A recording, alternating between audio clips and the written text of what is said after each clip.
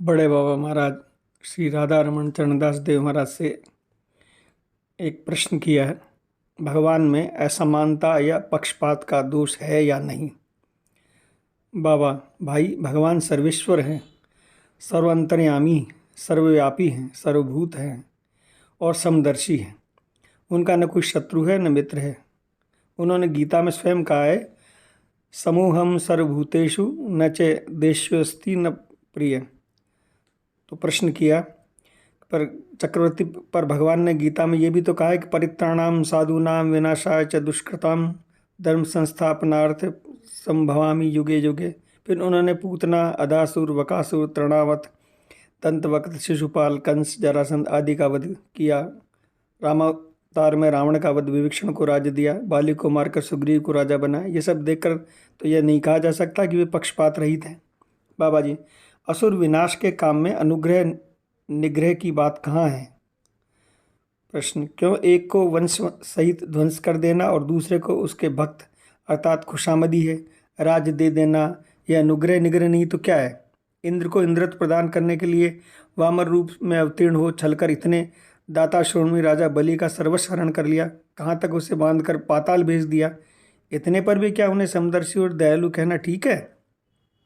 बाबा, मुझे यदि उसका उत्तर पूछते हो तो मैं कहूँगा कि यदि किसी को दयालु कहा जाए तो एक भगवान को ही कहा जा सकता है और किसी को नहीं, क्योंकि दया काला काल, पात्र पात्र या अपराध की अपेक्षा नहीं रखती। आप एक एक लीला को लीजिए जिसका आपने इंगित किया है। पूतना बालघातनी, राक्षसी, हिंसापरायण और क्रूर थी। वह अपने स्तन पर विष लगाकर श्री कृष्ण को मारने गई थी, पर दयालु श्री कृष्ण ने उसे जन्म जन्मांतर की संचित पाप राशि और उनके क्रूरवती संपन्न प्राणों का नाश कर लिया और अपने वात्सल्यमयी धात्री के बीच स्थान दिया। दंतवक्त, शिशुपाल, कंस आदि असुरों ने तो गौरव, ब्राह्मण, देवता, वैष्णव को द्रोह कर इतना पाप संचित कर लिया था कि उनके लिए तो अनंत जीवन नरक यंत्रणा भोगनी पड़ती। पर परम दयाल भगवान ने अपने हाथों उनका वध करके उन्हें सालोक्य, सारूप्य अथवा सायुज्य मुक्ति प्रदान की। विचार कर देखिए कि बहुत तपस्या करने पर भी जिस मुक्ति को पाना कठिन है, वह मुक्ति ये असुर भगवान से द्रोह कर अनायास ही पा गए। विचार करने से पता चलता है कि भगवान पापी पतित के प्रति ही विशेष कृपा करते हैं। रावण, कुंभकर्ण ने भगवान से 3 जन्म शत्रुता की और जब ब्रह्मशाप से मुक्त होने का प्रार्थना की तो भगवान ने उनकी प्रार्थना सुन ली। बलिराज ने मद में भगवान के पाद पद्म भूल गए थे। कृपा में भगवान ने उसके सारे बंधन तोड़ उन्हें पाताल में स्थान दिया। देखो बलि के प्रति उनकी कितनी कृपा थी।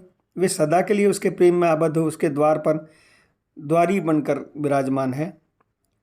प्रश्न, तो फिर भक्त लोग उन्हें भक्तवत्सल क्यों कहते हैं? यही तो भगवान की भगवत्ता है। अनुग्रह करते हैं पतित पाखंडियों पर, भक्त समझते हैं कि हमारे ऊपर ही कृपा कर रहे हैं। प्रश्न, यह तो असुरादि की बात हुई, पर सामान्य जीवों की क्या वे उपेक्षा नहीं करते? बाबा जी, कैसे? चक्रवर्ती, जीव और ईश्वर में संबंध क्या है? बाबा जी, जीव अंश है और वे पूर्ण है। जीव दास है, वे प्रभु हैं। जीव अंश हैं और वे महान हैं। जीव की कोई स्वतंत्रता क्षमता नहीं है। वे जो कराते हैं, जीव इच्छा से हो या अनिच्छा से, वही करता है। प्रश्न, तो ठीक है, तब फिर वह एक आदमी से नाना प्रकार के असत कार्य कराकर उनके नरक भोग क्यों कराते हैं? दूसरे से ऐसा कार्य करा जिससे वह सुखमय वैकुंठ आदि धामों में जाए, उनके लिए बंधन क्यों जाते हैं? एक व्यक्ति तो बड़ा ही दयालु और क्षमा शांति परायण है, दूसरा घोर अत्याचारी और पाखंडी है। एक परदुख दुखी दाता शिरोमणि है, दूसरा परम स्वार्थी है और पतित पावक। यदि वे ही सब जीवों के संचालक हैं तो ये विषमता क्यों? बाबा जी, जीव अपनी प्रवृत्ति के वश में हो असत पथ की ओर अग्रसर होता है तो भगवान नाना प्रकार के बाधा विघ्न उपस्थित कर उसे असत पथ से हटाने की चेष्टा करते हैं। फिर भी जीव होश में नहीं आता और बार बार उसी कार्य में प्रवृत्त होता है, तो वे उसे अपनी क्षमता का ज्ञान कराने के लिए थोड़ा शिथिल होकर आड़ में रहते हैं। तभी जीव नाना प्रकार के सुख दुख भोगता है। प्रश्न, जीव की ऐसी प्रवृत्ति क्यों होती है? इसका मूल कारण है अहंकार। प्रकृति की सारे कार्य करती है पर जीव मिथ्या अहंकार कर पाता है। तभी तो भगवान गीता में कहा है कि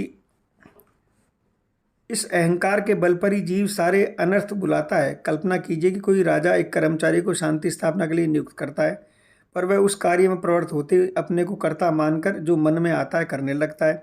उसके ऊपर कोई है ये बात वह भूल जाता है। राजा को जब उस कर्मचारी की ऐसी व्यवहार का पता चलता है तब उसे गुरुतर दंड नहीं भोगना पड़ेगा। प्रश्न, जीव का कर्तापन भी तो भगवत दत्त ही है, तो जीव का इसमें क्या दोष है?